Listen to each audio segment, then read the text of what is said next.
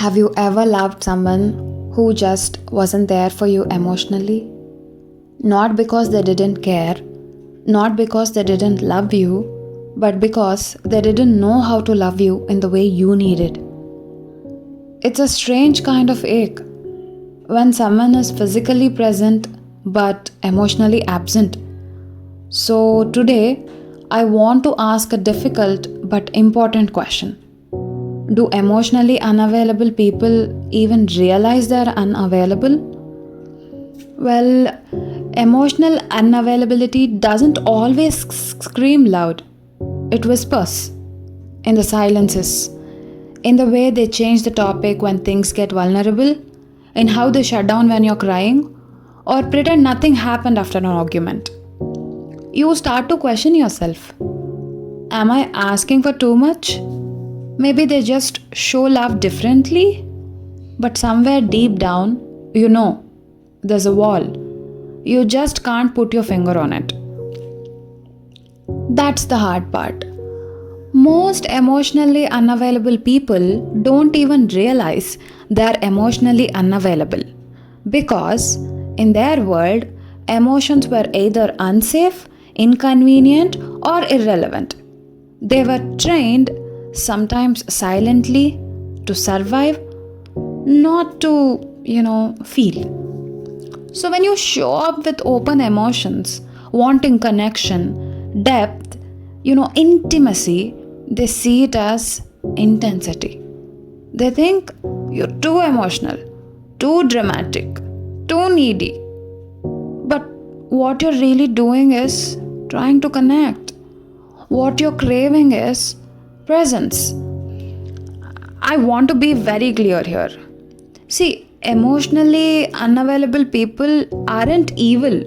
They're not trying to destroy you. Many of them genuinely love you. They provide, they protect, they stay. But emotionally, they are hollow.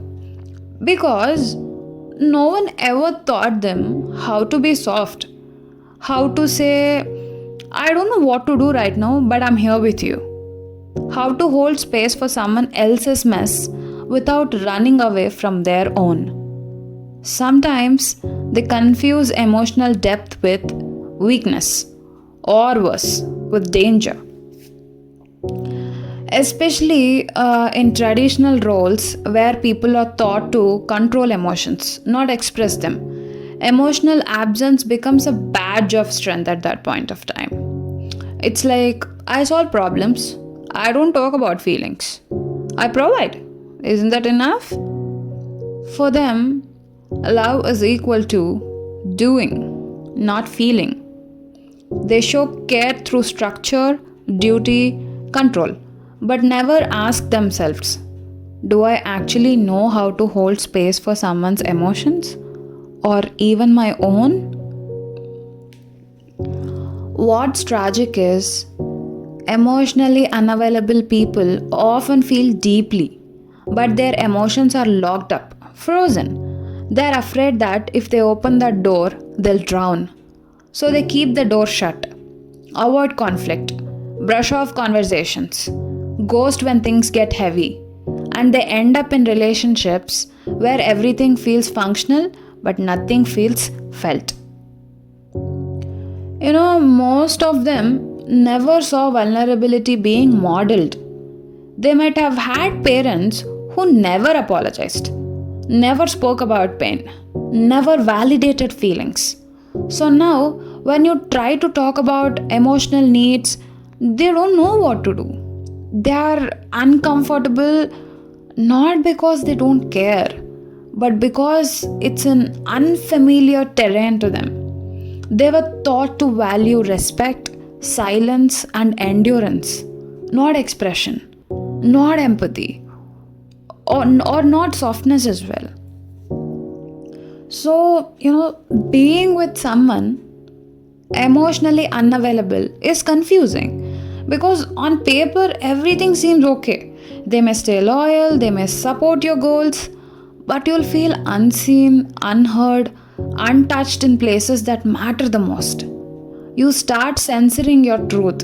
You sharing your bad days because you know they won't ask. You start clapping for their growth while grieving your own shrinking.